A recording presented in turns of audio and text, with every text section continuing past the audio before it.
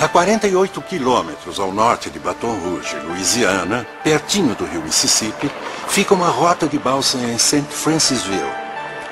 Os ingleses estiveram aqui na Guerra Revolucionária. Foi aqui que a plantação Myrtles foi criada em 1796.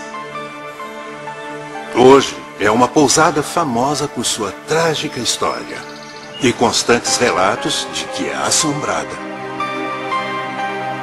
I definitely believe that it is haunted. I have no doubts. When I first got the Myrtles and we moved here, we were not at all believers.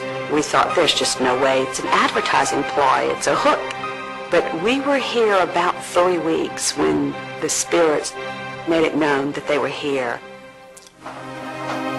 Desde sua inauguração, na década de 60, centenas de pessoas falam de aparições estranhas. I woke at about 3 in the morning to bouncing on the end of my bed. I saw a little girl in a long white dress, long blonde hair, jumping and giggling on my bed. I could not see through her. That's what I would have expected a ghost to look like, that, with big light behind her or see-through transparent, something like that. She looked solid. She looked like somebody's child had gotten loose in the house and found my room and was playing. And I immediately threw my head back in the pillows and tried to convince myself that I was dreaming. Finally it stopped, and it felt like it had been forever, but when I looked up, the clock said 3:07. The little girl was gone, and it had only been 5 minutes. I saw her plain as day. I know it's a strange story, and I'm not out to convince anyone of the story, and I'm sure that some question it, but it's what happened to me, and I'm just here to tell you what happened. A guia Hester Abby diz ter tido vários contatos estranhos na casa.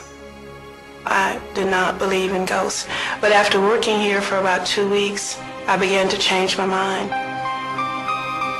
Hester relata a movimentação incomum de objetos. We put candles in holders, we come back, they're lying on the floor. They're not broken, it's not that they fell. It's as if someone says, well, I don't want them here, and they place them down.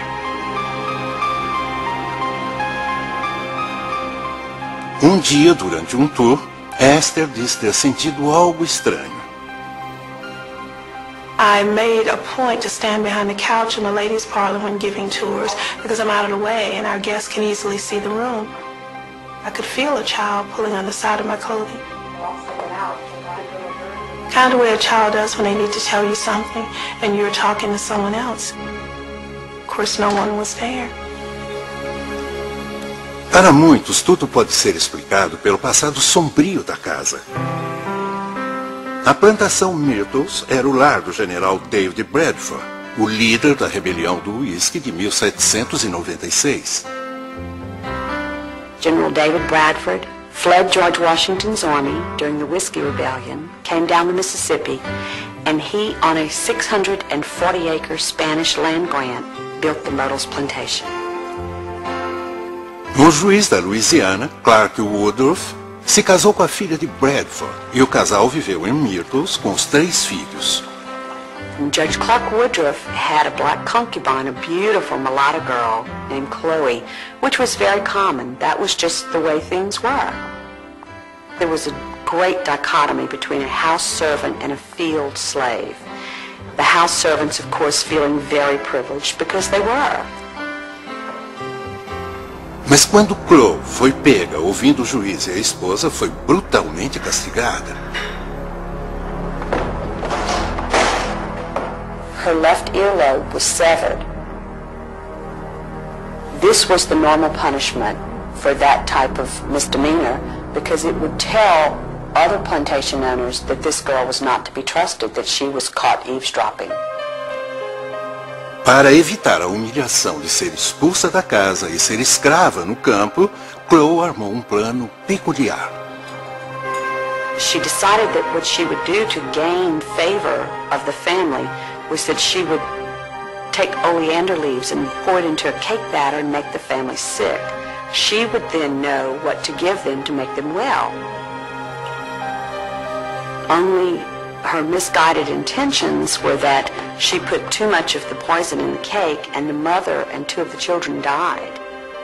And Chloe told the other servants what she had done because she feared for her life, and she thought that the servants would have helped her escape.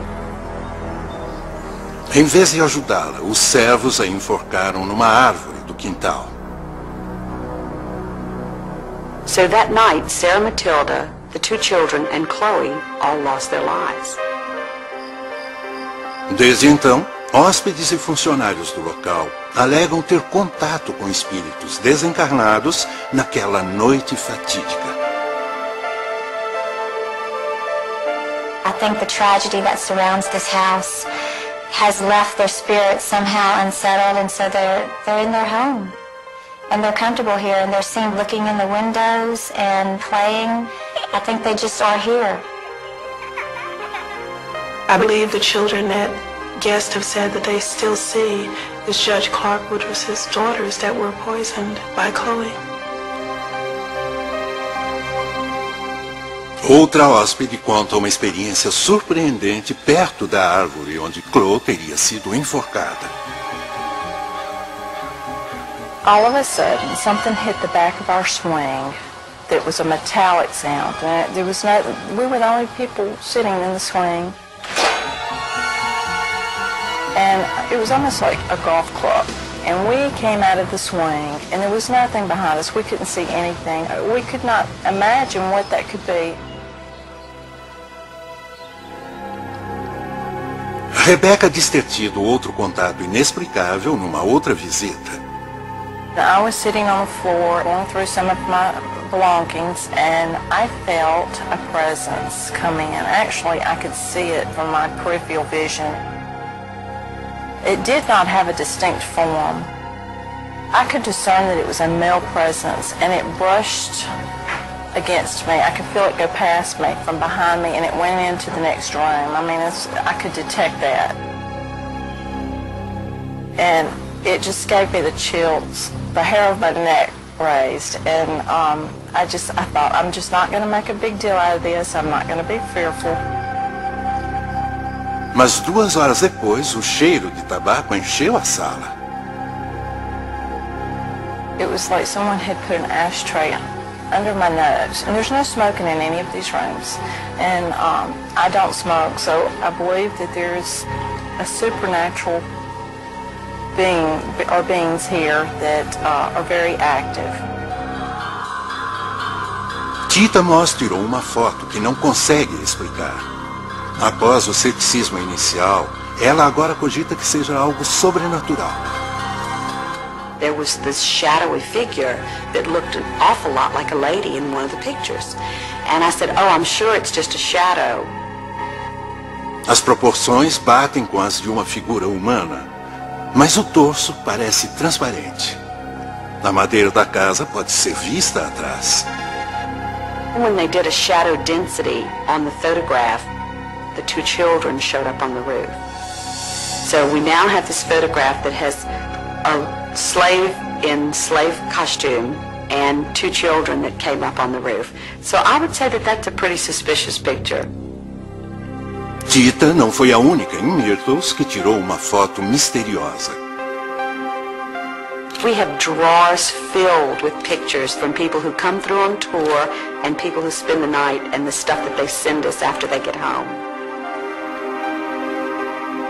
Tita Moss acha que os espíritos de Myrtles são bons e estão olhando por sua família. My son said, Mommy, come get the little girl off the chandelier. So trying not to alarm him, but yet at the same time trying to placate him, I said, Sweetie, tell Mommy, what does she look like? He said, she has on a white dress. And I said, well, what color's her hair? And he said, well, oh, Mommy, can't you see? And at that very moment, I wasn't afraid, but I knew there are spirits here, and they are protecting my children in this home. There's nothing to fear. They aren't out to harm anyone.